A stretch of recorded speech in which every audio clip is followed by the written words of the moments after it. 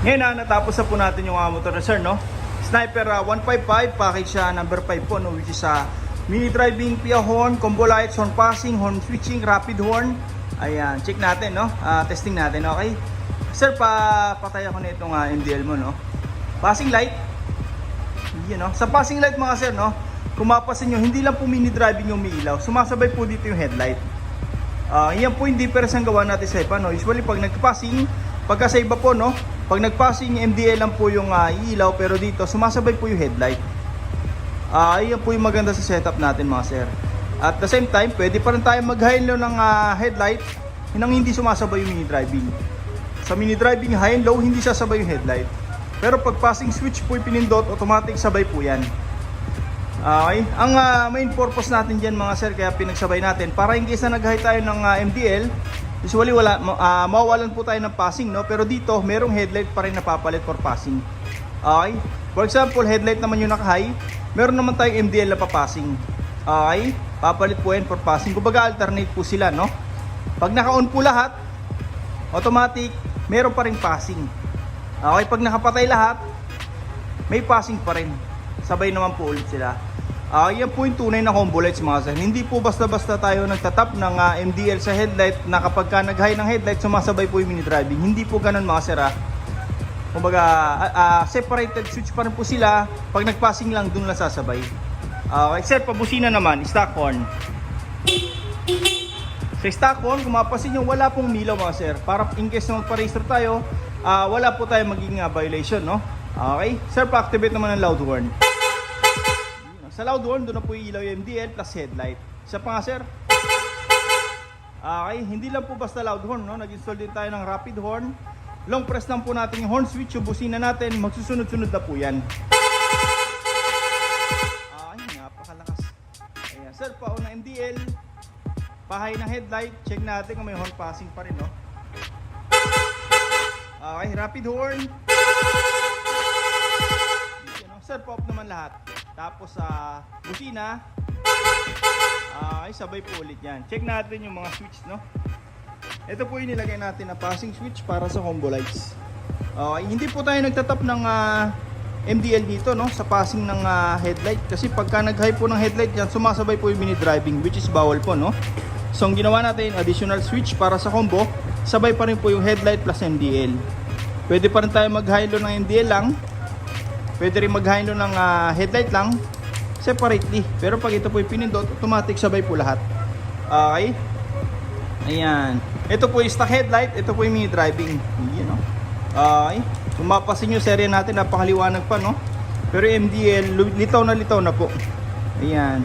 Yan po yung high lumen sa atin na mini driving. Daig pa po nito yung mga 60 watts sa mini driving mga sir. High lumens meaning matingkad po yung white, matingkad po yung yellow. Okay? At the same time, low wattage. Yan, no? Mababa yung konsumo. Ito po yung stock horn, loud horn, rapid horn. Yan, no? Okay, voltmeter with charger. Ayan, nag-additional po sila sir. Okay, 3.0 amperes na po yan. Fast charging na, may digital meter para sa monitoring ng baterya. And then may on-off na rin po, no? Para in case na hindi gagamitin, pwede patayin tsaka takpan. Para hindi naabot ng tubig, ano? Okay? Ayan. A few moments ago.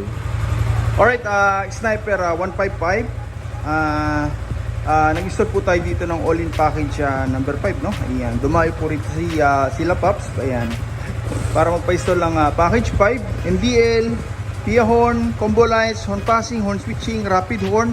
Ayan, check natin yung wirings, no? Okay. Dito mga sir, naglagay po tayo ng original domino switch and metal po yan mga sir. Hindi po yan yung replica na plastic. Okay, para sa akin na MDL. Yun, napakalakas po na MDL natin mga sir. Kung mapasin yung serya natin, napakaliwanag pa. Pero yung MDL, litaw na po. Okay, high lumens po yan, no? Na MDL. Tapos yung ating passing light, ayan, no? Sabay po dyan ang headlight mga sir. Ito po yan. Okay, ito po yung stock horn, loud horn, rapid horn. Ayan, no? Okay. Ayan. Lahat po ng nabanggit natin na switch mga sir, no? Ayan. Dito po yan dumaan sa isang harness. Okay? Wala na po tayo makikita mga nakasuksok dito mga sir ng mga wirings. malinis po yan. Yung iba po kasi na dumarating dito sa ating shop, no, galing sa ibang shop, naglalagay ng mga suksukan dito mga sir, yung tinatawag nila na no wire cut, no splice, pero mga nakasuksok yung mga hibla ng wirings. Masama po yan mga sir, kasi pag itong wirings, itong socket natin sinuksukan po yan, over time luluwag po yan, doon na po magkukos ng init, tapos masusunog na. Okay, so dito nagpo-provide po tayo ng bagong harness para sa mga parts na ikinabit natin. Okay, pababa po yan, papunta yan dito sa ating Pia horn. Original din po yan mga sir, naka-harness din po, legit po yan, hindi po yung replica. Okay, tapos nag-additional na rin po sila sir ng voltmeter with charger, no? Ay, no? Para pwede na tayo mag-charge ng mga gadget natin anytime, anywhere man mga sir. Okay, 3.0 amperes, fast charging na.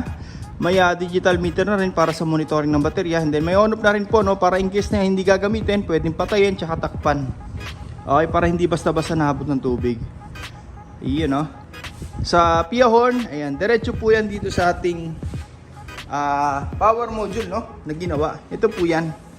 Okay, siya po yung distributor ng power, no? Mula sa battery, papuntang trigger sa mga switch, and then papunta na po ng output sa busina, sa MDL, sa combo lights, horn passing, horn switching, rapid horn. Dito na po lahat yan dumiretso. Okay, kung mapasin nyo mga sir, no? Wala po tayong makikita mga nakasiksik ng mga electrical wire dito. Andito po lahat. Okay, ito po yung galing sa Yamaha, ito po yung gawa natin na bago. Okay, ginagaya natin, no? Para malinis, walang pansit-pansit. Para in case magpapagawa tayo sa mga mekaniko, hassle free po, no? Hindi po sila mahirapan tuwing PMS natin, no? Kasi wala pong mga wiring na nakaharang po dito na dapat iwasan, no? Okay, parang stock lang po yan mga sir. Hanggang ilalim po yan, no? Ayan. Lahat po ng ginamit natin dyan mga sir na wire, pang automotive na po yan, para mas maganda yung daloy ng kuryente. Hindi po siya aluminum wire, no? Yung nagpupulbos na overtime, no? Okay, ayan, medyo masilan po kasi tayo pagdating sa wire. Gusto natin yung quality po talaga.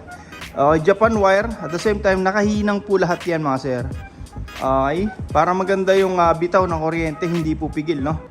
For example, ganito, nakapatay yung makina, naka-on po yung susi, nagbusina tayo, malakas po yung output, tsaka yung MDL, malakas po. Okay, dahil po sa nakahinang po yan. May mga customer kasi tayo, no, tumarating dito sa shop, katulad kahapon po, no, galing ibang shop, pag nakapatay po yung makina, yung busina hindi po tutunog na maayos, popot po. Okay, kailangan pa pong iredondo yung silinyador para tumunog na maayos, no. Dito, kahit nakapatay po yung makina, walang supply ng stator, puwersado po yung output dahil po hindi dito sa power module natin. Denso po yan mga sir, made in Japan, kaya matibay talaga. Marami na tayong customer, ito pong gamit, no? Hanggang ngayon mga sir, 5 years ago, all goods na all goods pa rin, no? Ang maganda pa rito, magpalit man tayo ng mini driving, busina in the future, salpak-salpak na lang po. Itong wirings na ginawa natin, fix na po yan dyan, no need na po ng rewirings. Same features pa rin, may rapid, may combo, sasalpak na lang. Okay, ayan. Nakahinang lahat, naka-shrinkable tube lahat ng mga joints, tapos nakabalot ng rubberized tape. Para pang all weather mga sir, hindi tayo mangamba na baka magkaroon ng malfunction, no? Pagka nabasa po siya. Kaya nagpa-motor wash tayo, malubak man yung motor natin, matagtag man, hindi po yan basta-basta kakalas. Naka-fix na po yan dyan. Okay, kabit na natin yung mga pairings. Sa mga gusto pong pagawa, punta lang po kayo dito sa shop. First come first serve po tayo. Maraming salamat po.